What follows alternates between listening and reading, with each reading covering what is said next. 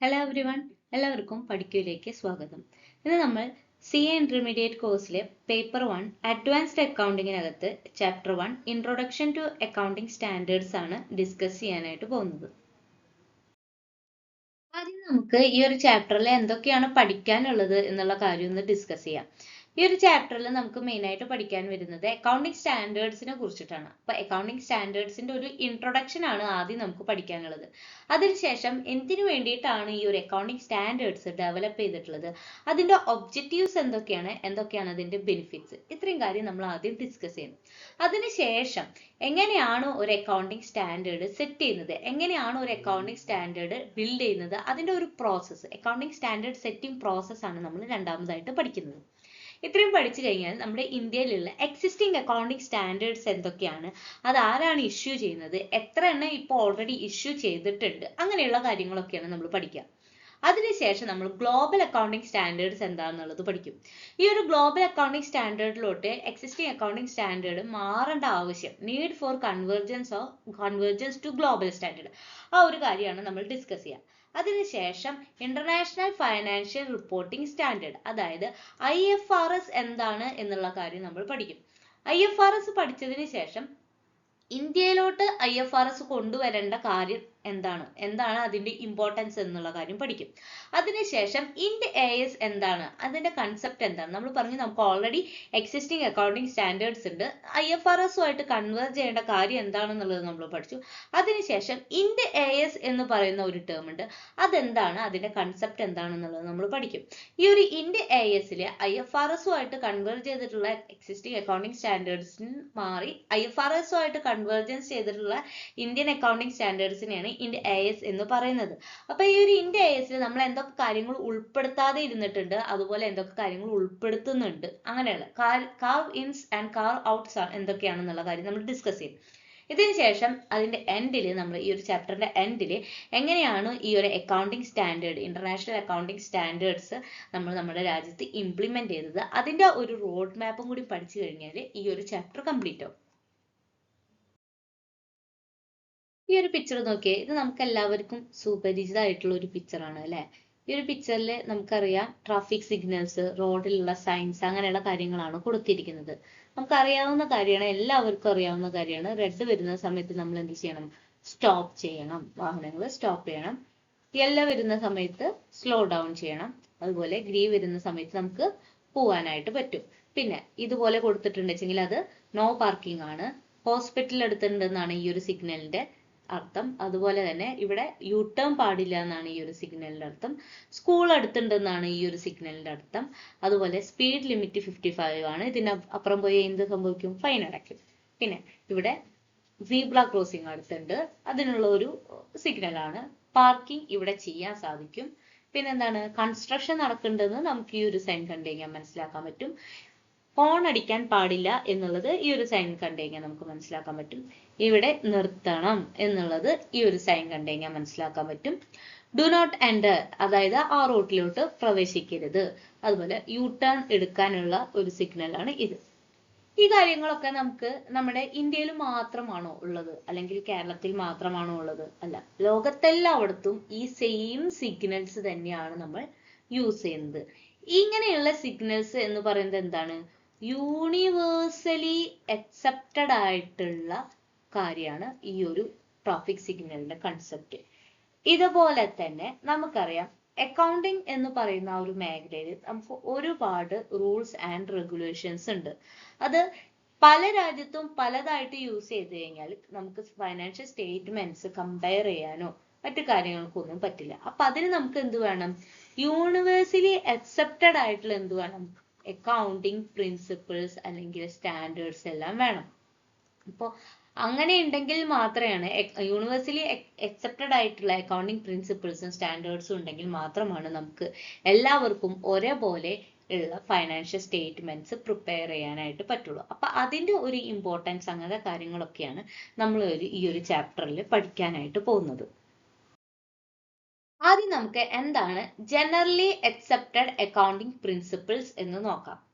എന്താണ് generally accepted accounting principles? അതായത് financial statements prepare ചെയ്യാനും പ്രസന്റ് ചെയ്യാനും ബിസിനസ് റിപ്പോർട്ടിംഗ് എൻറ്റിറ്റീസ് മസ്റ്റ് ആയിട്ടും ഫോളോ ചെയ്യേണ്ട അക്കൗണ്ടിംഗ് പ്രിൻസിപ്പിൾസ്, സ്റ്റാൻഡേർഡ്സ്, പ്രൊസീജിയർ, അതിന്റെ ഒരു കോമൺ സെറ്റിനെ പറയുന്ന പേരാണ് എന്ത്? ജനറലി അക്സെപ്റ്റഡ് അക്കൗണ്ടിംഗ് പ്രിൻസിപ്പിൾ അല്ലെങ്കിൽ ഗാപ്പ് എന്ന് പറയുന്നത്. അപ്പൊ ഈ പറയുന്ന ബിസിനസ് റിപ്പോർട്ടിംഗ് എൻറ്റിറ്റി എന്ന് പറഞ്ഞു കഴിഞ്ഞാൽ എന്താണ്? അതായത് ഏതൊരു ബിസിനസ് ആണോ അവരുടെ ഫൈനാൻഷ്യൽ സ്റ്റേറ്റ്മെന്റ് സ്റ്റേക്ക് ഹോൾഡേഴ്സിന് പ്രസന്റ് ചെയ്യേണ്ടതുള്ളത്. എല്ലാ ബിസിനസ്സിനും അവരുടെ സ്റ്റേക്ക് ഹോൾഡേഴ്സിന് അവരുടെ ഫൈനാൻഷ്യൽ സ്റ്റേറ്റ്മെന്റ് പ്രിപ്പയർ ചെയ്തിട്ട് പ്രസന്റ് ചെയ്യേണ്ട ആവശ്യമില്ല. ചില ബിസിനസ്സുകൾക്ക് മാത്രമാണ് അങ്ങനെ ചെയ്യേണ്ടതുള്ളൂ. അങ്ങനെയുള്ള ബിസിനസ്സിനെ പറയുന്ന പേരാണ് ബിസിനസ് റിപ്പോർട്ടിംഗ് എൻറ്റിറ്റി എന്ന്. സ്റ്റേക്ക് ഹോൾഡേഴ്സ് എന്ന് പറയുമ്പോൾ നമ്മുടെ ഷെയർ ഹോൾഡേഴ്സ് ആവാം, റെഗുലേറ്ററി അതോറിറ്റീസ് ആവാം, ക്രെഡിറ്റേഴ്സ് ആവാം, എംപ്ലോയീസ് ആവാം, അതുപോലെ തന്നെ കസ്റ്റമേഴ്സ് ആയിരിക്കാം, ആര് വേണമെങ്കിലും ആയിരിക്കാം. ഇവർക്കൊക്കെ എന്ത് വേണം? നമ്മുടെ ബിസിനസ്സിൽ ഇൻട്രസ്റ്റ് ഉണ്ടായിരിക്കണം. നമ്മുടെ ബിസിനസ്സിൽ ഇൻട്രസ്റ്റഡ് ആയിട്ടുള്ള യൂസേഴ്സ്, അതായത് നമ്മുടെ ഫൈനാൻഷ്യൽ സ്റ്റേറ്റ്മെന്റ് യൂസ് ചെയ്യുന്ന ഇൻട്രസ്റ്റഡ് യൂസേഴ്സിനെയാണ് നമ്മൾ എന്തെന്ന് പറയുന്നത്? സ്റ്റേക്ക് ഹോൾഡേഴ്സ് എന്ന് പറയുന്നത്. ഈ സ്റ്റേക്ക് ഹോൾഡേഴ്സിനെ ഏത് ബിസിനസ്സിനാണോ ഫൈനാൻഷ്യൽ സ്റ്റേറ്റ്മെന്റ് പ്രസന്റ് ചെയ്യേണ്ടി വരുന്നത് അങ്ങനെയുള്ള ബിസിനസ്സിനെ പറയുന്ന പേരാണ് ബിസിനസ് റിപ്പോർട്ടിംഗ് എൻറ്റിറ്റി. അപ്പോൾ ഈ ഒരു ബിസിനസ് റിപ്പോർട്ടിംഗ് എൻറ്റിറ്റീസ് പ്രിപ്പയർ ചെയ്യുന്ന ഫൈനാൻഷ്യൽ സ്റ്റേറ്റ്മെന്റ് യൂണിവേഴ്സലി അക്സെപ്റ്റഡ് ആയിട്ടുള്ള അക്കൗണ്ടിംഗ് പ്രിൻസിപ്പിൾസും സ്റ്റാൻഡേർഡ്സും പ്രൊസീജിയറും ഒക്കെ വെച്ചിട്ടുള്ളതായിരിക്കണം. അപ്പൊ അതിനൊരു ഗൈഡ് ലൈൻസ് വേണ്ടേ? ആ ഒരു ഗൈഡ് ലൈൻസിന്റെ ആ ഒരു common set of accepted accounting principles, standards and പ്രൊസീജിയേഴ്സിനെ പറയുന്ന പേരാണ് ജനറലി അക്സെപ്റ്റഡ് അക്കൗണ്ടിംഗ് പ്രിൻസിപ്പിൾസ് എന്ന്. ഗാപ്പ് എന്ന് പറയുന്നത് രണ്ട് കാര്യങ്ങളുടെ കോമ്പിനേഷൻ ആണ്. എന്തൊക്കെയാ രണ്ട് കാര്യങ്ങൾ വരുന്നത്? അതായത് അതോറിറ്റേറ്റീവ് സ്റ്റാൻഡേർഡ് ഉണ്ടായിരിക്കും, അതുപോലെ തന്നെ റെക്കോർഡ് ചെയ്യാനും റിപ്പോർട്ട് ചെയ്യാനും അക്കൗണ്ടിങ് ഇൻഫോർമേഷൻസ് റെക്കോർഡ് ചെയ്യാനും റിപ്പോർട്ട് ചെയ്യാനും ഒരേപോലെയുള്ള അക്സെപ്റ്റഡ് വേ ഉണ്ടായിരിക്കും, കോമൺലി അക്സെപ്റ്റഡ് വേ ഉണ്ടായിരിക്കും. അതിൻ്റെയും അതോറിറ്റേറ്റീവ് സ്റ്റാൻഡേർഡ്സിന്റെയും ഒരു കോമ്പിനേഷൻ ആണ് ഗാപ്പ് എന്ന് പറയുന്നത്, അതായത് ജനറലി അക്സെപ്റ്റഡ് അക്കൗണ്ടിങ് പ്രിൻസിപ്പിൾസ് എന്ന് പറയുന്നത്. ഇന്റർനാഷണൽ ലെവലിലുള്ള അതോറിറ്റേറ്റീവ് സ്റ്റാൻഡേർഡ് ആണ് ഇന്റർനാഷണൽ ഫൈനാൻഷ്യൽ റിപ്പോർട്ടിംഗ് സ്റ്റാൻഡേർഡ്, അതായത് IFRS. അതുപോലെ തന്നെ ഇന്ത്യൻ അതോറിറ്റേറ്റീവ് സ്റ്റാൻഡേർഡ്സ്, രണ്ട് ഇന്ത്യൻ അതോറിറ്റേറ്റീവ് സ്റ്റാൻഡേർഡ്സ് ആണ് ഇന്ന് നിലവിലുള്ളത്. ഒന്ന് നമ്മുടെ എക്സിസ്റ്റിംഗ് അക്കൗണ്ടിംഗ് സ്റ്റാൻഡേർഡ് AS എന്ന് പറയും, രണ്ട് ഇന്ത്യൻ അക്കൗണ്ടിംഗ് സ്റ്റാൻഡേർഡ്സ് അതായത് ഇന്ത്യ AS. ഇങ്ങനെ രണ്ട് അക്കൗണ്ടിംഗ് അതോറിറ്റേറ്റീവ് സ്റ്റാൻഡേർഡ്സ് ആണ് ഇന്ത്യയിൽ നിലവിലുള്ളത്. ആദ്യം ഒരു എക്സാമ്പിൾ നോക്കാട്ടോ. ABC ലിമിറ്റഡ്, അതുപോലെ XYZ ലിമിറ്റഡ്, ഇങ്ങനെ രണ്ട് കമ്പനികൾ. ഇവർ രണ്ടുപേരും കൂടിയിട്ട് ഒരു AC പർച്ചേസ് ചെയ്തു. സെയിം ഡേറ്റിലാണ് AC പർച്ചേസ് ചെയ്യുന്നത്. ഈ AC പർച്ചേസ് ചെയ്യുന്ന സമയത്ത് ഇതിന്റെ കോസ്റ്റ് എന്ന് പറയുന്നത് 30,000 ആയിരുന്നു. അപ്പൊ ABC ലിമിറ്റഡും XYZ ലിമിറ്റഡും ഇത് റെക്കോർഡ് ചെയ്യുന്നത് നെക്സ്റ്റ് ഡേയിലാണ് റെക്കോർഡ് ചെയ്യുന്നത്. ABC ലിമിറ്റഡ് എന്ത് ചെയ്തു? ഈ പർച്ചേസ് ചെയ്ത പ്രൈസിൽ, അതായത് ഹിസ്റ്റോറിക്കൽ കോസ്റ്റിൽ തന്നെ റെക്കോർഡ് ചെയ്തു. നെക്സ്റ്റ് ഡേയില് ഈ 30,000 എന്നുള്ള ACയുടെ വില എന്തായി മാറി? മാർക്കറ്റ് പ്രൈസ് 35,000 ആയി. അപ്പൊ XY ലിമിറ്റഡ് എന്ത് ചെയ്തു? ഈ ഒരു എമൗണ്ട് 35,000 അതായത് മാർക്കറ്റ് പ്രൈസിൽ റെക്കോർഡ് ചെയ്തു. ഇങ്ങനെ ചെയ്ത് കഴിഞ്ഞാൽ എന്താ സംഭവിക്കുക? ഇതിനൊരു യൂണിഫോമിറ്റി ഉണ്ടാവും. ഒരാള് ഹിസ്റ്റോറിക്കൽ കോസ്റ്റിലും ഒരാള് മാർക്കറ്റ് പ്രൈസിലും റെക്കോർഡ് ചെയ്തു. ഇങ്ങനെ ചെയ്ത് കഴിഞ്ഞാൽ എല്ലാ കമ്പനികളുടെയും ഫൈനാൻഷ്യൽ സ്റ്റേറ്റ്മെന്റ് എടുത്തു നോക്കി കഴിഞ്ഞാൽ നമുക്ക് കറക്റ്റ് ആയിട്ടുള്ള ഇൻഫോർമേഷൻസ് കിട്ടില്ല. അപ്പോൾ നമുക്ക് കിട്ടുന്ന ഫൈനാൻഷ്യൽ ട്രാൻസാക്ഷൻസ് എങ്ങനെ റെക്കഗ്നൈസ് ചെയ്യണം, എങ്ങനെ മെഷർ ചെയ്യണം, എങ്ങനെ പ്രസന്റ് ചെയ്യണം, എങ്ങനെ ഡിസ്ക്ലോഷർ ചെയ്യണം, ഇങ്ങനെയുള്ള കാര്യങ്ങൾക്കെല്ലാം ഒരു റെഗുലേഷൻ ഉണ്ടെങ്കിൽ മാത്രമാണ് അത് കറക്റ്റ് ആയിട്ട് എല്ലാവരും ഫോളോ ചെയ്യുള്ളൂ. ഓരോ രാജ്യത്തിനും അതത് റെഗുലേറ്ററി ബോഡീസ് ഉണ്ട് ഈ അക്കൗണ്ടിങ് സ്റ്റാൻഡേർഡ്സ് ഇഷ്യൂ ചെയ്യാനും അതിന്റെ കാര്യങ്ങളൊക്കെ നോക്കാനായിട്ട്. അപ്പൊ ഈ ഒരു റെഗുലേറ്ററി ബോഡി ഇഷ്യൂ ചെയ്യുന്ന റിട്ടൺ പോളിസി ഡോക്യുമെന്റിനെയാണ് നമ്മൾ അക്കൗണ്ടിങ് സ്റ്റാൻഡേർഡ്സ് എന്ന് പറയുന്നത്. ഈ റിട്ടൺ പോളിസി ഡോക്യുമെന്റിൽ ഫൈനാൻഷ്യൽ സ്റ്റേറ്റ്മെന്റ്സ് എങ്ങനെയാണ് റിപ്പോർട്ട് ചെയ്യേണ്ടത്, ആ ഒരു പ്രാക്ടീസ് കൺസിസ്റ്റന്റ് ആക്കാൻ, എല്ലാവർക്കും ഒരുപോലെ ആക്കാനും എല്ലായ്പ്പോഴും ഒരേപോലെ ചെയ്യാനും വേണ്ടിയിട്ടുള്ള റിട്ടൺ പോളിസി ഡോക്യുമെന്റ് ആണ് അക്കൗണ്ടിങ് സ്റ്റാൻഡേർഡ്സ് എന്ന് പറയുന്നത്. അക്കൗണ്ടിങ് സ്റ്റാൻഡേർഡ്സിൽ മെയിൻ ആയിട്ടും ഫൈനാൻഷ്യൽ ട്രാൻസാക്ഷൻസ് എങ്ങനെ റെക്കഗ്നൈസ് ചെയ്യണം, എങ്ങനെ മെഷർ ചെയ്യണം, എങ്ങനെ പ്രസന്റ് ചെയ്യണം, അതുപോലെ എങ്ങനെയാണ് ഡിസ്ക്ലോഷർ ചെയ്യേണ്ടത്, ഇതിന്റെ ഒരു ഗൈഡ് ലൈൻസ് ആണ് ഉണ്ടായിരിക്കുക. പല ടൈപ്പ് ഓർഗനൈസേഷൻസും പല ടൈപ്പ് ഇൻഡസ്ട്രീസും ഇന്ന് നിലവിലുണ്ട് അല്ലെ. ആ ഓരോ ഓർഗനൈസേഷൻസും ഓരോ ഇൻഡസ്ട്രീസും അവർക്ക് ഇഷ്ടമുള്ള പോലെയുള്ള അക്കൗണ്ടിങ് സ്റ്റാൻഡേർഡ്സ് ആണ് ഫോളോ ചെയ്യുന്നത്. റൂൾസ് ആൻഡ് റെഗുലേഷൻസ് അവർക്ക് ഇഷ്ടമുള്ള പോലെ അവർ അക്കൗണ്ടിങ് ട്രാൻസാക്ഷൻസ് ട്രീറ്റ് ചെയ്യണമെങ്കിൽ എന്ത് സംഭവിക്കും എന്നൊന്ന് നമുക്ക് നോക്കിയാലോ. ഒരു ഇൻവെസ്റ്റർ, ആ ഒരു ഇൻവെസ്റ്റർക്ക് മെഡിക്കൽ ഇൻഡസ്ട്രിയിലുള്ള രണ്ട് ഹോസ്പിറ്റലിൽ ഏതെങ്കിലും ഒരു ഹോസ്പിറ്റലിൽ ഇൻവെസ്റ്റ് ചെയ്യണമെന്ന് വിചാരിക്കാം. നമുക്ക് രണ്ട് ഹോസ്പിറ്റൽ എടുക്കാം. ഒന്ന് റോയൽ, പിന്നെ വേറൊരെണ്ണം നമുക്ക് അറിയുന്ന ഏതെങ്കിലും ഒരു ഹോസ്പിറ്റൽ, നമ്മൾ ചുമ്മാ ഒരു പേര് പറയുന്നതെന്നുള്ളൂ. ഒന്ന് റോയൽ, പിന്നെ നമുക്കൊന്ന് യൂണിറ്റി, ഇങ്ങനെ രണ്ട് ഹോസ്പിറ്റൽ ഉണ്ടെന്ന് കരുതാം. ഈ രണ്ട് ഹോസ്പിറ്റലിൽ ഏതെങ്കിലും ഒരു ഹോസ്പിറ്റലിൽ ആ ഒരു ഇൻവെസ്റ്ററിന് ഇൻവെസ്റ്റ് ചെയ്യണം. ഇപ്പൊ ഈ റോയൽ ഹോസ്പിറ്റലുകാർ അവർക്ക് ഇഷ്ടമുള്ള പോലെ ഫൈനാൻഷ്യൽ സ്റ്റേറ്റ്മെന്റ് പ്രിപ്പയർ ചെയ്ത് വെച്ചിരിക്കുകയാണ്. അവര് നമ്മുടെ റൂൾസ് ആൻഡ് റെഗുലേഷൻസ് ഒന്നും ഫോളോ ചെയ്യുന്നില്ല. അവർക്ക് ഇഷ്ടമുള്ള പോലെ ഫൈനാൻഷ്യൽ സ്റ്റേറ്റ്മെന്റ് പ്രിപ്പയർ ചെയ്തിട്ടുണ്ട്. യൂണിറ്റി ഹോസ്പിറ്റലും പ്രിപ്പയർ ചെയ്തിട്ടുണ്ട്. ഇത് രണ്ടും സിമിലർ ആയിട്ടുള്ള ഇൻഡസ്ട്രിയാണ് അല്ലെ, സിമിലർ ആയിട്ടുള്ള ഇൻഡസ്ട്രിയാണ്. എന്നിട്ട് പോലും ഇൻവെസ്റ്ററിന് ആ ഒരു ഫൈനാൻഷ്യൽ സ്റ്റേറ്റ്മെന്റ് എന്ത് ചെയ്യാൻ പറ്റുന്നില്ല, കമ്പയർ ചെയ്യാനായിട്ട് പറ്റുന്നില്ല. കാരണം ഇവർക്ക് ഇഷ്ടമുള്ള പോലെയാണ് അക്കൗണ്ടിങ് സ്റ്റാൻഡേർഡ്സ് ഫോളോ ചെയ്യുന്നത്. അപ്പൊ അങ്ങനെയുള്ള കാര്യങ്ങൾ ഒഴിവാക്കാൻ വേണ്ടിയിട്ട്, ആ ഒരു വേരിയേഷൻസ് ഒക്കെ കുറയ്ക്കാൻ വേണ്ടിയിട്ടാണ് നമ്മൾ ഈ ഒരു അക്കൗണ്ടിങ് സ്റ്റാൻഡേർഡ്സ് യൂസ് ചെയ്യുന്നത്. എല്ലാ ഇൻഡസ്ട്രീസും എല്ലാ ഓർഗനൈസേഷനും ഫോളോ ചെയ്യേണ്ടത്, എങ്ങനെയാണോ ഓരോ ഓർഗനൈസേഷനും ഫൈനാൻഷ്യൽ സ്റ്റേറ്റ്മെന്റ് പ്രിപ്പയർ ചെയ്യേണ്ടത് എന്നതിനെ കുറിച്ചിട്ടൊരു ഗൈഡ് ലൈൻസും കാര്യങ്ങളൊക്കെ ഉണ്ടെങ്കിൽ അവർ അതേപോലെയല്ലേ പ്രിപ്പയർ ചെയ്യുള്ളൂ. അപ്പൊ അങ്ങനെ ചെയ്യുന്ന സമയത്ത് അവിടെ ഒരു ഹാർമണൈസേഷൻ ഉണ്ടായിരിക്കും, അവിടെ ഒരു കൺസിസ്റ്റൻസി ഉണ്ടായിരിക്കും. അപ്പൊ അക്കൗണ്ടിങ് പ്രാക്ടീസസിന് ഒരു കൺസിസ്റ്റൻസി കൊണ്ടുവരാനും ഹാർമണൈസ് ചെയ്യാനും ഒക്കെ വേണ്ടിയിട്ടാണ് അക്കൗണ്ടിങ് സ്റ്റാൻഡേർഡ്സ് ഫോളോ ചെയ്യുന്നത്. നമ്മുടെ തന്നെ കമ്പനി ആണെന്ന് വിചാരിക്കും, നമ്മൾ ഈ വർഷം ഡിപ്രീസിയേഷൻ കാൽക്കുലേറ്റ് ചെയ്യാൻ വേണ്ടിയിട്ട് റിട്ടേൺ ഡൗൺ വാല്യൂ മെത്തേഡ് ആണ് യൂസ് ചെയ്തത്. നെക്സ്റ്റ് ഇയർ നമ്മൾ യൂസ് ചെയ്യുന്നത് എന്താണ്, സ്ട്രേറ്റ് ലൈൻ മെത്തേഡ്. ഇങ്ങനെ ചെയ്ത് കഴിഞ്ഞാൽ നമ്മുടെ തന്നെ ഫൈനാൻഷ്യൽ സ്റ്റേറ്റ്മെന്റ്സ് നമുക്ക് കമ്പയർ ചെയ്യാൻ പറ്റാത്ത ഒരു അവസ്ഥ വരും. അപ്പൊ അതൊക്കെ ഒഴിവാക്കാൻ വേണ്ടിയിട്ടാണ് നമ്മൾ അക്കൗണ്ടിങ് സ്റ്റാൻഡേർഡ് യൂസ് ചെയ്യുന്നത്. രണ്ടാമത്, നമ്മുടെ അക്കൗണ്ടിങ് സ്റ്റാൻഡേർഡിന് ഒരു ട്രാൻസ്പെറൻസി, അക്കൗണ്ടിങ് സ്റ്റാൻഡേർഡിനല്ല സോറി, ഫൈനാൻഷ്യൽ സ്റ്റേറ്റ്മെന്റിന് ഒരു ട്രാൻസ്പെറൻസി ഉണ്ടാവണമെങ്കിൽ നമുക്കൊരു അക്കൗണ്ടിങ് സ്റ്റാൻഡേർഡ്സ് ഫോളോ ചെയ്തേ പറ്റുള്ളൂ. അതായത് നമുക്ക് ക്ലിയർ ആയിട്ടുള്ള ഒരു ഫ്രെയിം വർക്ക് ഉണ്ടെന്ന് വിചാരിക്കുക.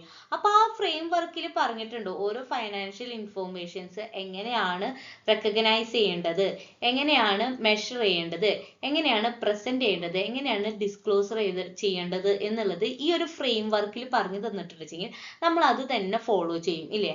അങ്ങനെ ഫോളോ ചെയ്യുന്ന സമയത്ത് എല്ലാവരും ഒരേപോലെയാണ് ഫോളോ ചെയ്യുന്നത് അല്ലെ. അക്കൗണ്ടിങ് സ്റ്റാൻഡേർഡ്സ് എന്ന് പറയുന്നത് എന്താണ്, ഒരു ജനറലി അക്സെപ്റ്റഡ് ആയിട്ടുള്ള പോളിസി ഡോക്യുമെന്റ് ആണ്. ആ ഒരു ഡോക്യുമെന്റ് വെച്ചിട്ടാണ് എല്ലാവരും അത് ഫോളോ ചെയ്യുന്നത്.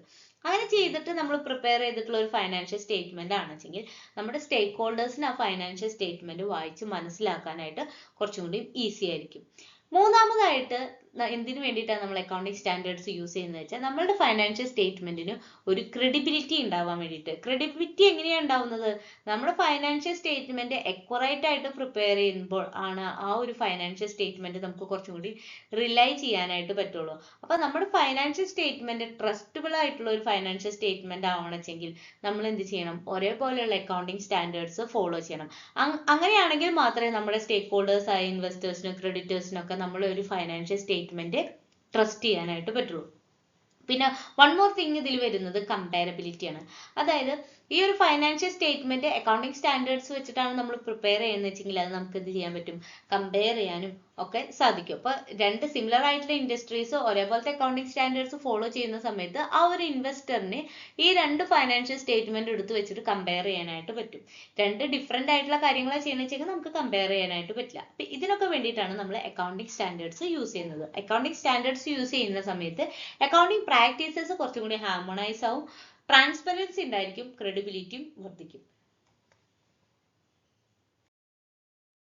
എന്താണ് ഒരു അക്കൗണ്ടിങ് സ്റ്റാൻഡേർഡിന്റെ സ്കോപ്പ് എന്ന് പറയുന്നത്? ഒരു അക്കൗണ്ടിങ് സ്റ്റാൻഡേർഡിന്റെ സ്കോപ്പ് എന്ന് പറയുന്നത് അതിന്റെ ഫ്രെയിം വർക്ക് തന്നെയാണ്. എന്താണ് അക്കൗണ്ടിങ് സ്റ്റാൻഡേർഡിന്റെ ഫ്രെയിം വർക്കിൽ വന്നിരിക്കുന്നത്? അക്കൗണ്ടിങ് സ്റ്റാൻഡേർഡിന്റെ ഫ്രെയിം വർക്കിൽ 4 കാര്യങ്ങളാണ് വരുന്നത്. ഒന്ന് റെക്കഗ്നിഷൻ, 2 മെഷർമെന്റ്, 3 പ്രസന്റേഷൻ, 4 ഡിസ്ക്ലോഷർ. എന്താണ് റെക്കഗ്നിഷൻ എന്ന് പറയുന്നത്? റെക്കഗ്നിഷൻ എന്ന് പറയുന്നത് ഒരു ട്രാൻസാക്ഷൻ അല്ലെങ്കിൽ ഒരു ഇവന്റ് അത് എപ്പോഴാണോ ഐഡന്റിഫൈ ചെയ്യേണ്ടത് അങ്ങനെയുള്ള കാര്യങ്ങൾ പറയുന്നതിനെയാണ് നമ്മൾ റെക്കഗ്നിഷൻ എന്ന് പറയുന്നത്. ഒരു ഫൈനാൻഷ്യൽ സ്റ്റേറ്റ്മെന്റിൽ എപ്പോഴാണോ ഒരു ട്രാൻസാക്ഷൻ അല്ലെങ്കിൽ ഒരു ഇവന്റ് ഐഡന്റിഫൈ ചെയ്യേണ്ടത് അതിനെയാണ് റെക്കഗ്നിഷൻ എന്ന് പറയുന്നത്. ഫോർ എക്സാമ്പിൾ, എപ്പോഴാണ് നമ്മൾ ഒരു റവന്യൂ റെക്കഗ്നൈസ് ചെയ്യേണ്ടത് അല്ലെങ്കിൽ ഒരു അസറ്റ് റെക്കഗ്നൈസ് ചെയ്യേണ്ടത്, അത് എപ്പോഴാണ് നമ്മളുടെ സ്റ്റേറ്റ്മെന്റിൽ എങ്ങനെയാണ് ചെയ്യേണ്ടത്. ഫോർ എക്സാമ്പിൾ, നമ്മളിപ്പോ ഒരു കോൺട്രാക്ടർക്ക് പെയിന്റ് അടിക്കാനായിട്ട് കൊടുത്തു എന്ന് വിചാരിക്കുക, അല്ലെങ്കിൽ നമ്മളൊരു കോൺട്രാക്ടർ ആണെന്ന് വിചാരിക്കുക. നമുക്കൊരു പെയിന്റ് അടിക്കാനുള്ള കോൺട്രാക്ട് കിട്ടി, നമുക്ക് അഡ്വാൻസ് ആയിട്ട് ഒരു എമൗണ്ട് കിട്ടി. ആ അഡ്വാൻസ് ആയിട്ടുള്ള എമൗണ്ട് നമുക്ക് ഒരിക്കലും റവന്യൂ എന്ന് പറഞ്ഞിട്ട് ട്രീറ്റ് ചെയ്യാനായിട്ട് സാധിക്കില്ല. അതെന്തായിട്ട് തന്നെ ട്രീറ്റ് ചെയ്യണം? നമുക്ക് അഡ്വാൻസ് ആയിട്ട് കിട്ടി എന്ന് പറഞ്ഞിട്ട് തന്നെ വേണം ട്രീറ്റ് ചെയ്യാൻ. റവന്യൂ ആയിട്ട് ട്രീറ്റ് ചെയ്യണം വെച്ചെങ്കിൽ എന്ത് വേണം? ആ ഒരു പെയിന്റ് കോൺട്രാക്ട് അനുസരിച്ച് പെയിന്റ് അടിച്ച് കഴിയണം, എങ്കിൽ മാത്രമാണ് അതൊരു റവന്യൂ ആയിട്ട് നമുക്ക് റെക്കഗ്നൈസ് ചെയ്യാനായിട്ട് പറ്റുള്ളൂ. അപ്പൊ ഇങ്ങനെ ഓരോ ട്രാൻസാക്ഷൻസും എങ്ങനെയാണ് നമ്മൾ ഫൈനാൻഷ്യൽ സ്റ്റേറ്റ്മെന്റിൽ ട്രീറ്റ് ചെയ്യേണ്ടത് എന്നുള്ള കാര്യമാണ് റെക്കഗ്നിഷൻ, ഐഡന്റിഫൈ ചെയ്യേണ്ട കാര്യമാണ് റെക്കഗ്നിഷൻ എന്ന് പറയുന്ന സ്ഥലത്ത് ഉണ്ടാവുക. ഇനി രണ്ടാമതായിട്ട് വരുന്നതാണ് മെഷർമെന്റ്. എന്താണ് മെഷർമെന്റ് എന്ന് പറയുന്നത്? ഏത് വാല്യൂലാണ്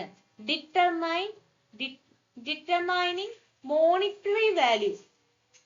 ഒരു ട്രാൻസാക്ഷൻ ഉണ്ടാവുന്ന സമയത്ത് ഏത് വാല്യൂലാണ് ആ ഒരു ട്രാൻസാക്ഷൻ അല്ലെങ്കിൽ ഒരു ഇവന്റ് നമ്മൾ റെക്കോർഡ് ചെയ്യേണ്ടത്, അതിനെയാണ് നമ്മൾ മെഷർമെന്റ് എന്ന് പറയുന്നത്. ഫോർ എക്സാമ്പിൾ, രണ്ട് തരത്തിൽ ഇപ്പൊ നമ്മൾ അസറ്റ് പർച്ചേസ് ചെയ്യാന്ന് വെച്ചെങ്കിൽ നമ്മൾ നേരത്തെ പറഞ്ഞ എക്സാമ്പിൾ, നമ്മൾ ഹിസ്റ്റോറിക്കൽ കോസ്റ്റിലാണോ അത് റെക്കോർഡ് ചെയ്യാൻ, അതോ മാർക്കറ്റ് വാല്യൂവിൽ വേണോ റെക്കോർഡ് ചെയ്യാൻ, ഈ ഒരു കാര്യം അല്ലെങ്കിൽ ഫെയർ വാല്യൂ മെഷർമെന്റിൽ വേണോ നമ്മൾ റെക്കോർഡ് ചെയ്യാൻ, ഈ ഒരു കാര്യങ്ങൾ തീരുമാനിക്കുന്നത് നമ്മുടെ അക്കൗണ്ടിങ് സ്റ്റാൻഡേർഡിലെ മെഷർമെന്റ് എന്ന് പറയുന്ന ഭാഗത്ത് എഴുതിയിട്ടുണ്ടായിരിക്കും. മൂന്നാമതായിട്ട് വരുന്നതാണ് പ്രസന്റേഷൻ. എന്താണ് പ്രസന്റേഷൻ എന്നുകൊണ്ട് ഉദ്ദേശിക്കുന്നത്? അതായത് ഒരു ഫൈനാൻഷ്യൽ ഇൻഫോർമേഷൻ എങ്ങനെയാണ് നമ്മളുടെ ഫൈനാൻഷ്യൽ സ്റ്റേറ്റ്മെന്റിൽ പ്രസന്റ് ചെയ്യേണ്ടത്, അതിനു വേണ്ടിയിട്ടുള്ള ഗൈഡ് ലൈൻസും കാര്യങ്ങളൊക്കെ ഈ ഒരു അക്കൗണ്ടിങ് സ്റ്റാൻഡേർഡ്സിലാണ് പറഞ്ഞിട്ടുണ്ടാവുക. അപ്പൊ providing guide lines on how financial information should present in the statement for clarity and uniformity. ഒരു എക്സാമ്പിൾ എടുത്ത് പറയുകയാണെന്ന് വെച്ചെങ്കിൽ നമുക്ക് ഇൻകം സ്റ്റേറ്റ്മെന്റും ബാലൻസ് ഷീറ്റും ഒക്കെ എങ്ങനെയാണ് പ്രിപ്പയർ ചെയ്യേണ്ടത് അതിന്റെ ഒരു സ്ട്രക്ചർ നമുക്ക് അക്കൗണ്ടിങ് സ്റ്റാൻഡേർഡ്സിൽ പറഞ്ഞു തന്നിട്ടുണ്ട്. ഇനി വരുന്നതാണ് ഡിസ്ക്ലോഷർ. എന്താണ് ഡിസ്ക്ലോഷർ കൊണ്ട് ഉദ്ദേശിക്കുന്നത്? അതായത് ചില കാര്യങ്ങൾ, എല്ലാ കാര്യങ്ങളും നമുക്ക് നമ്മുടെ ഫൈനാൻഷ്യൽ സ്റ്റേറ്റ്മെന്റിൽ ഇൻക്ലൂഡ് ചെയ്യാനായിട്ട് പറ്റില്ല. ഇപ്പോൾ ഫോർ എക്സാമ്പിൾ, നമുക്ക് ഡിപ്രീസിയേഷൻ നമ്മൾ കാൽക്കുലേറ്റ് ചെയ്യുന്നുണ്ട് അല്ലെ, ആ ഡിപ്രീസിയേഷന്റെ എമൗണ്ടുകൾ മാത്രമാണ് നമ്മൾ പ്രോഫിറ്റ് ആൻഡ് ലോസ് അക്കൗണ്ടിൽ കാണിക്കുന്നത്. അതൊരു സ്റ്റേറ്റ്മെന്റ് രൂപത്തിൽ നമ്മൾ ഇങ്ങനെയാണ് ആ ഡിപ്രീസിയേഷൻ കാൽക്കുലേറ്റ് ചെയ്തിട്ടുള്ളത് എന്നുള്ളത് പറഞ്ഞിട്ട് നമുക്ക് ഡിസ്ക്ലോഷറിൽ വേണം നമ്മളത് പ്രസന്റ് ചെയ്യാനായിട്ട്. അപ്പൊ ഇത്രയും കാര്യങ്ങളുള്ള ഒരു ഫ്രെയിം വർക്ക് ആണ് നമ്മളുടെ അക്കൗണ്ടിങ് സ്റ്റാൻഡേർഡ് എന്ന് പറയുന്നത്. അപ്പൊ അക്കൗണ്ടിങ് സ്റ്റാൻഡേർഡിന്റെ സ്കോപ്പ് എന്ന് പറയുന്നത് ഇതിന്റെ ഈ ഒരു ഫ്രെയിം വർക്ക് തന്നെയാണ്. അക്കൗണ്ടിങ് സ്റ്റാൻഡേർഡ് എങ്ങനെയാണ് ട്രാൻസാക്ഷൻസിൽ അപ്ലൈ ചെയ്യേണ്ടത്, റവന്യൂ റെക്കഗ്നീഷൻ എങ്ങനെയാണ് വേണ്ടത്, ലീസ് അക്കൗണ്ടിങ് എങ്ങനെയാണ്, ഫൈനാൻഷ്യൽ ഇൻസ്ട്രുമെന്റ്സ് എങ്ങനെയാണ് ചെയ്യേണ്ടത്, എംപ്ലോയിയുടെ ബെനിഫിറ്റ്സ് എങ്ങനെയാണ്, അങ്ങനെ കുറെ കാര്യങ്ങൾ നമുക്ക് ഈ ഒരു അക്കൗണ്ടിങ് സ്റ്റാൻഡേർഡ്സിൽ പറഞ്ഞു വെച്ചിട്ടുണ്ട്. അതിനനുസരിച്ചിട്ട് വേണം നമ്മൾ എന്ത് പ്രിപ്പയർ ചെയ്യാൻ വേണ്ടിയിട്ട്, ഫൈനാൻഷ്യൽ സ്റ്റേറ്റ്മെന്റ്സ് പ്രിപ്പയർ ചെയ്യാൻ വേണ്ടിയിട്ട്. അപ്പൊ ഇതൊക്കെ തന്നെയാണ് ഇതിന്റെ scope. Key components of accounting standards എന്തൊക്കെയാണെന്നാണ് പറയാനായിട്ട് പോകുന്നത്. നമ്മൾ സ്കോപ്പിൽ പറഞ്ഞ പോലെ തന്നെ recognition, measurement, presentation and disclosure, ഇതാണ് ഒരു അക്കൗണ്ടിങ് സ്റ്റാൻഡേർഡിൽ ഉണ്ടാവുക. ഒരു അക്കൗണ്ടിങ് സ്റ്റാൻഡേർഡ് ഉണ്ടായി കഴിഞ്ഞാൽ ആ അക്കൗണ്ടിങ് സ്റ്റാൻഡേർഡിൽ ആ പർട്ടിക്കുലർ ഐറ്റം എങ്ങനെയാണ് റെക്കഗ്നൈസ് ചെയ്യേണ്ടത്, എങ്ങനെയാണ് മെഷർ ചെയ്യേണ്ടത്, എങ്ങനെയാണ് പ്രസന്റ് ചെയ്യേണ്ടത്, എങ്ങനെയാണ് ഡിസ്ക്ലോഷർ ചെയ്യേണ്ടത്. അപ്പൊ ഇതൊക്കെ തന്നെയാണ് അക്കൗണ്ടിങ് സ്റ്റാൻഡേർഡ്സിന്റെ കമ്പോണൻസ് എന്ന് പറയുന്നത്. ഇപ്പൊ റെക്കഗ്നിഷൻ എന്ന് പറയുന്നത് എന്താണ്? ട്രാൻസാക്ഷൻ അല്ലെങ്കിൽ ഇവന്റ് അത് ഐഡന്റിഫൈ ചെയ്യുക, എങ്ങനെയാണ് അത് റെക്കോർഡ് ചെയ്യുക, അങ്ങനെയുള്ള കാര്യങ്ങളാണ് റെക്കഗ്നിഷനിൽ പറയുന്നുണ്ടാവുക. അതുപോലെ തന്നെ മെഷർമെന്റ് എന്ന് പറയുമ്പോൾ മോണിറ്ററി വാല്യൂ, ഏത് മോണിറ്ററി വാല്യൂവിലാണ് ട്രാൻസാക്ഷൻസ് മെഷർ ചെയ്യേണ്ടത്. പ്രസന്റേഷൻ എന്ന് പറയുന്നത് ഫൈനാൻഷ്യൽ ഇൻഫോർമേഷൻ ഒരു സ്ട്രക്ചർഡ് ഫോർമാറ്റിൽ വേണം നമ്മൾ പ്രസന്റ് ചെയ്യാനായിട്ട്, ആ ഫോർമാറ്റ് ആണ് പ്രസന്റേഷനിൽ പറഞ്ഞിട്ടുണ്ടാവുക. അതുപോലെ തന്നെ ഡിസ്ക്ലോഷർ, അതായത് റെലവന്റ് ആയിട്ടുള്ള ഡീറ്റെയിൽസ് സ്റ്റേക്ക് ഹോൾഡേഴ്സിന് ഹൈലൈറ്റ് ചെയ്ത് കൊടുക്കുന്ന പരിപാടിയാണ് ഡിസ്ക്ലോഷർ എന്ന് പറയുന്നത്. എന്തൊക്കെയാണ് അക്കൗണ്ടിങ് സ്റ്റാൻഡേർഡിന്റെ ബെനിഫിറ്റ് എന്നാണ് നമ്മൾ ഇനി പഠിക്കാനായിട്ട് പോകുന്നത്. ഇപ്പൊ നമുക്കറിയാം ലോകം മുഴുവൻ ഗ്ലോബലൈസേഷൻ നടന്നുകൊണ്ടിരിക്കുകയാണ് അല്ലെ. ലോകം മൊത്തം ഒരു മാർക്കറ്റ് ആയിട്ട് കൺസിഡർ ചെയ്യുന്ന ഒരു ടൈമാണ് ഇപ്പൊ. അപ്പൊ അങ്ങനെയുള്ള സമയത്ത് നമ്മുടെ രാജ്യത്തുള്ള ഫൈനാൻഷ്യൽ സ്റ്റേറ്റ്മെന്റ് വേറൊരു രാജ്യത്തുള്ള ഇൻവെസ്റ്റേഴ്സിനെ റീഡ് ചെയ്യാൻ പറ്റാത്ത ഒരു അവസ്ഥ വന്നു കഴിഞ്ഞാൽ നമ്മളുടെ ഇവിടെ ഇൻവെസ്റ്റ് ചെയ്യാനുള്ള ഓപ്പർച്യൂണിറ്റി കുറയും. അപ്പൊ അതൊക്കെ ഒഴിവാക്കാൻ വേണ്ടിയിട്ട് നമ്മൾ എല്ലാ ട്രാൻസാക്ഷൻസും എങ്ങനെയാണ് ട്രീറ്റ് ചെയ്യേണ്ടത് എന്നുള്ള ഒരു പ്രോപ്പർ ഗൈഡ് ലൈൻസ് ഉണ്ടെങ്കിൽ നമ്മുടെ ഫൈനാൻഷ്യൽ സ്റ്റേറ്റ്മെന്റ് എല്ലാം പ്രിപ്പയർ ചെയ്യുന്നത് എല്ലായിടത്തും സിമിലർ ആയിരിക്കും, യൂണിഫോംലി ആയിരിക്കും. അങ്ങനെ ഉണ്ടാവുന്ന സമയത്ത് എന്തുണ്ടാവും, ഒരു സ്റ്റാൻഡേർഡൈസേഷൻ കൊണ്ടുവരാനായിട്ട് പറ്റും.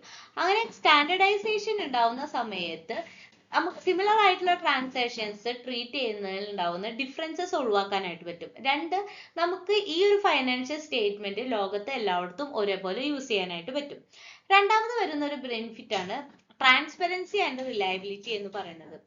അതായത് ഒരേപോലത്തെ ട്രാൻസാക്ഷൻസ് നമ്മൾ അക്കൗണ്ടിങ് സ്റ്റാൻഡേർഡ്സ് അനുസരിച്ച് നമ്മൾ ട്രീറ്റ് ചെയ്ത് പോവുകയാണെന്നുവെച്ചെങ്കിൽ അവിടെ ഇൻവെസ്റ്റേഴ്സിന് നമ്മളുടെ ഒരു ഫൈനാൻഷ്യൽ സ്റ്റേറ്റ്മെന്റ് കുറച്ചുകൂടി നന്നായിട്ട് ട്രസ്റ്റ് ചെയ്യാനും അവർക്ക് കൂടുതൽ ഇൻവെസ്റ്റ് ചെയ്യാനുള്ള ഒരു ആഗ്രഹം കൊണ്ടുവരാനൊക്കെ ഈ ഒരു അക്കൗണ്ടിങ് സ്റ്റാൻഡേർഡ് യൂസ് ചെയ്തിട്ട് പ്രിപ്പയർ ചെയ്ത ഫൈനാൻഷ്യൽ സ്റ്റേറ്റ്മെന്റ് നോക്കിയാൽ സാധിക്കും.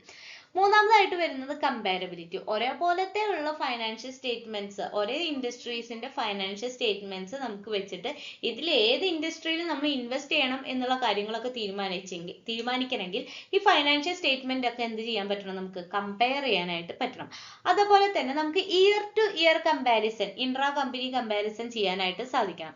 അതായത് നമുക്ക് ഈ വർഷം ഉണ്ടായ സെയിൽസും കഴിഞ്ഞ വർഷം ഇതേ ടൈമിൽ നമുക്ക് ഉണ്ടായ സെയിലൊക്കെ നമുക്ക് ഇയർ ടു ഇയർ കമ്പാരിസൺ വെച്ച് ചെയ്ത് നോക്കിയിട്ട് കഴിഞ്ഞ വർഷത്തെ സെയിൽസിനെക്കാട്ടി ഈ വർഷം കുറവുണ്ടെങ്കിൽ എന്തായിരിക്കും അതിന്റെ കാരണം, അങ്ങനെയുള്ള ഒരു ഡിസിഷൻസ് ഒക്കെ എടുക്കാനായിട്ട് പറ്റും. അപ്പൊ കമ്പാരബിലിറ്റി ഉണ്ടാവണമെങ്കിൽ എന്ത് വേണം, നമ്മൾ കഴിഞ്ഞ വർഷം ഫൈനാൻഷ്യൽ സ്റ്റേറ്റ്മെന്റ് പ്രിപ്പയർ ചെയ്തതും ഈ വർഷം ഫൈനാൻഷ്യൽ സ്റ്റേറ്റ്മെന്റ് പ്രിപ്പയർ ചെയ്യുന്ന രീതിയിൽ കൺസിസ്റ്റന്റ് ആയിരിക്കണം.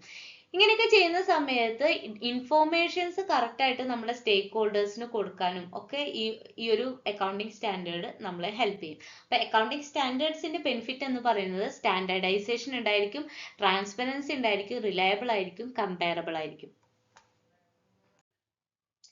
നമ്മൾ എന്തൊക്കെ കാര്യങ്ങളാണ് ഈ ഒരു ചാപ്റ്ററിൽ പഠിച്ചത്? ഈ ഒരു ചാപ്റ്ററിൽ നമ്മൾ ആദ്യം തന്നെ ജനറലി അക്സെപ്റ്റഡ് അക്കൗണ്ടിങ് പ്രിൻസിപ്പിൾ എന്താണെന്ന് പഠിച്ചു. അത് കഴിഞ്ഞിട്ട് അക്കൗണ്ടിങ് സ്റ്റാൻഡേർഡ് എന്താണെന്നുള്ളത് പഠിച്ചു. അതിന്റെ പർപ്പസ് എന്താണ്, അക്കൗണ്ടിങ് സ്റ്റാൻഡേർഡിന്റെ പർപ്പസ് എന്താണ്, സ്കോപ്പ് എന്താണ്, key components of accounting standards, എന്താണെന്ന് പഠിച്ചു. ബെനിഫിറ്റ്സ് എന്താണെന്ന് പഠിച്ചു. ഇത്രയും കാര്യങ്ങളാണ് ഈ ചാപ്റ്ററിന്റെ ഇൻട്രൊഡക്ഷനിൽ വന്നിട്ടുള്ളത്. ഇനി അടുത്ത വീഡിയോയിൽ നമുക്ക് എന്താണ് സ്റ്റാൻഡേർഡ് സെറ്റിംഗ് പ്രോസസ് എന്നുള്ള കാര്യം പഠിക്കാം.